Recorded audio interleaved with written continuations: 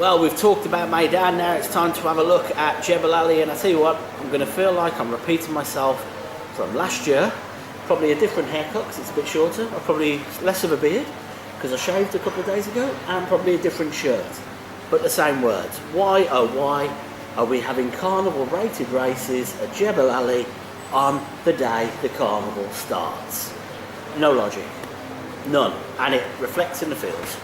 Right, so let's start off with the Arabian race. Just because you work at Jebel Ali on a Friday, That doesn't affect me at all. You can't disagree with what I'm saying. No, it doesn't affect me at all. I think, because I announce in the English announcer at Jebel Ali, the less runners the better for me, actually, to be honest with you. Well, I wish we'd got 5 more in the purebred Arabian race just to confuse you.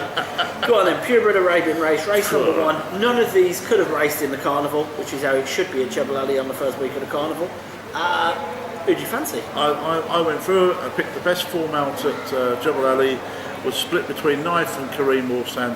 I flipped a coin and I got Kareem Warsan, Jackie Wickham and Richard Mullen, and I think that's the safest way of picking this horse out of this race. Flipping a coin? Yes.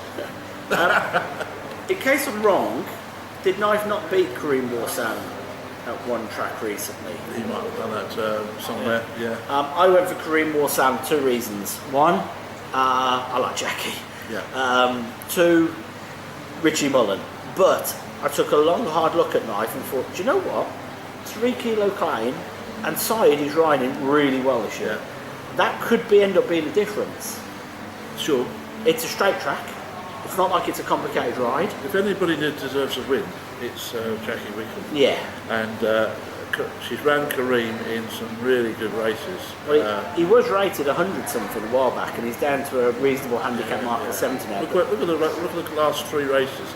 2 Group 1s and a prestige race, or even last 4 races. I mean, and it's won one of the prestige races over a mile at Abu Dhabi. I just feel it's got a chance. But this is a conditions race. Yeah. And basically, just due to the fact it's a conditions race, they're all carrying the same weights. Well, mostly ish the same weight. So it's actually well in, isn't it? As well. Then if you take the 3 kilos off Knife, it's about the same handicap mark. Yeah, of course. Yeah. So they're really running off what level weights. Yeah. So it will be close between the 2 of them. Sure. I couldn't find anything else. I mean, obviously you've got to respect Ernest Ortel's horse, but even though its form at Charge was okay, I'm like you. When it comes to Jebel Ali, I think it's a different beast. Unless the horse has got proven form to track, it puts me off. Yeah. So don't forget these 2 dead-heated over when seconds to AF Kamash at this track and distance. So there's nothing between them really, like you say, even with now. They're going to finish levels together. It's probably dead heat again. Well, having pretty much agreed on every race at Maidan, I hate to do it again, but I'm with you. Yeah. Yeah. I'd already tipped him. Kareem Warsan. It looks good to me. I actually think we're going to agree on the next 2, and I think the next 2 won't take a lot of time at all to discuss. But that's race number 1 at Jebel Ali. We're both going for Kareem Warsan.